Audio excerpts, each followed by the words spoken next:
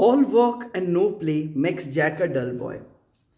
दोस्तों, ये कहावत हमने बहुत बार सुनी होगी, पर क्या ये कहावत से हमें कोई लाइफ लर्निंग भी मिल सकती है?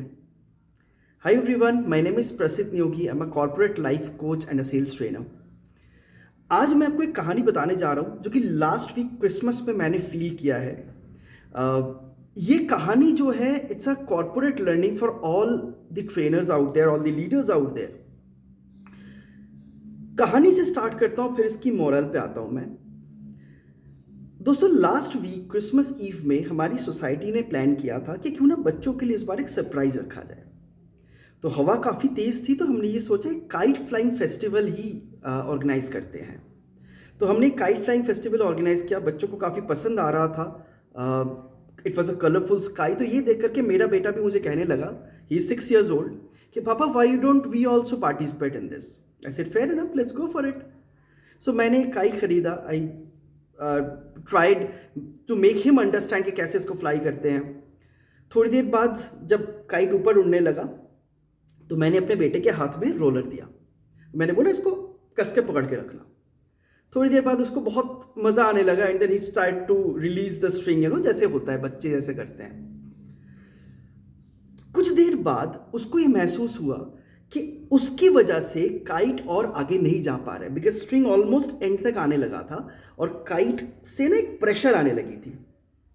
सो ये चीज़ जब उसने फील किया, इमीडिएटली ही आस्क्ड मी कि पापा why don't we let loose the kite, क्योंकि मुझे तो ऐसा लगता है कि काइट और आगे जा सकता है, मेरी वजह से मैं उसको आगे भेज नहीं सकता।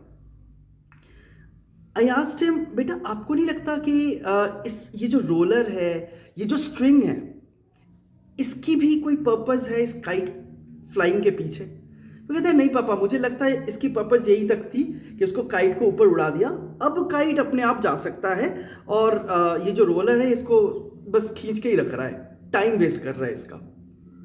I said okay, let me give you a learning. तो मैंने पर्पसली कट किया स्ट्रिंग और काइट थोड़ी देर बाद, जैसे कि मेरा बेटा कह रहा था, थोड़ी देर बाद वो और ऊपर उड़ने लगा। But after 5 minutes it tried, it just fell down. ये देख करके मेरा बेटा थोड़ा सा शॉक में आ गया, कह रहा, पापा ये क्या हुआ, ये नीचे क्यों आने लगा, ये तो बहुत ऊपर उड़ रहा था। दोस्तों, यहाँ पे ना इस स्टोरी का मैं एक पॉज लूंगा और मैं आपको बताना चाहूंगा ये स्टोरी मैं आपसे शेयर क्यों की। So as a leader, as a trainer, जब भी आप ट्रेनिंग सेशन डिलीवर करते हैं, आपने कभी ये महसूस किया है, आई एम श्योर ये चीज़ हम सब एक्सपीरियंस ट्रेनर्स ने महसूस तो किया ही होगा, कि जब हम एग्जिस्टिंग मैन पावर की ट्रेनिंग करते हैं तो उनके दिमाग में एक साइकोलॉजी ऐसी रन होती है कि ये जो ट्रेनिंग है, it's a waste of time.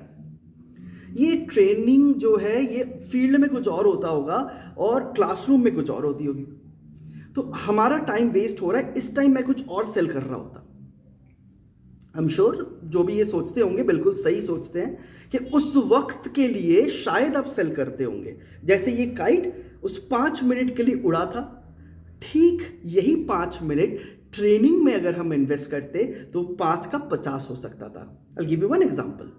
तो अब जैसे ये जो मैं रोलर की बात कर रहा था, let me become that roller as a trainer and my training delivery as the string. अगर जब तक मैंने इसको होल्ड करके रखा था, तो जब ये चैंपियन लर्नर ऊपर उठ ही नहीं रहा था, बस ऊपर मेंटेन भी कर रहा था अपने आप को।